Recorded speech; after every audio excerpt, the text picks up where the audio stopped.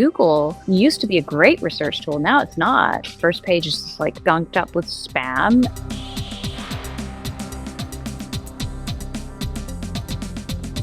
Be careful who you trust with AI.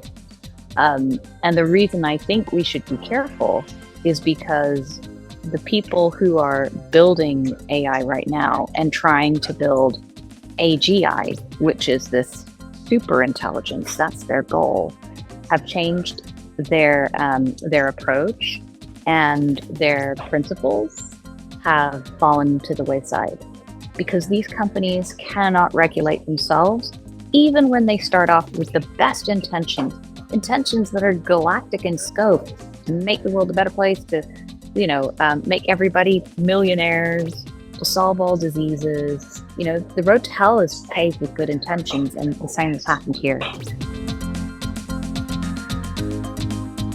The way I've heard people using it as a research tool is actually really helpful. Like I can definitely see the use of that, like historic anecdotes, or give me a timeline, or explain the supply chain of this particular company in Asia. And it's just going to give you information that would be so much harder to get on Google, because Google used to be a great research tool. Now it's not. You try and Google something and things have been SEO'd to death, and the first page is just like gunked up with spam and sponsored links and ads, and it's like actually quite hard to find information on Google these days. There is this growing sense, I think, that people have a sense of reliance on these tools once you start using them. And journalists today, including myself, if we use them for our work, it's for research.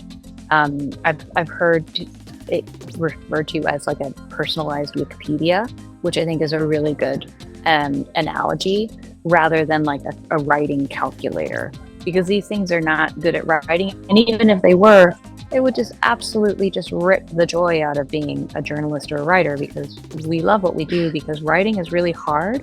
But when you do it, you feel really good. It's like going for a run or something. You feel a sense of pride and achievement and satisfaction, and that it just becomes empty. It just becomes soul destroying to not be able to do that anymore, and to outsource that to something else in its entirety.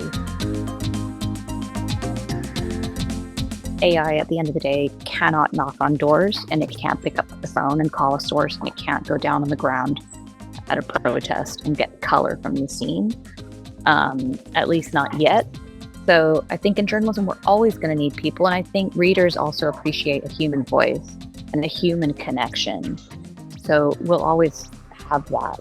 But I worry about the extent to which news organizations who are eager to save money, understandably, because it's very financially perilous business for some, will want to cut costs by using these systems to generate a lot of their content, and not just use it as research assistants, but to actually generate articles.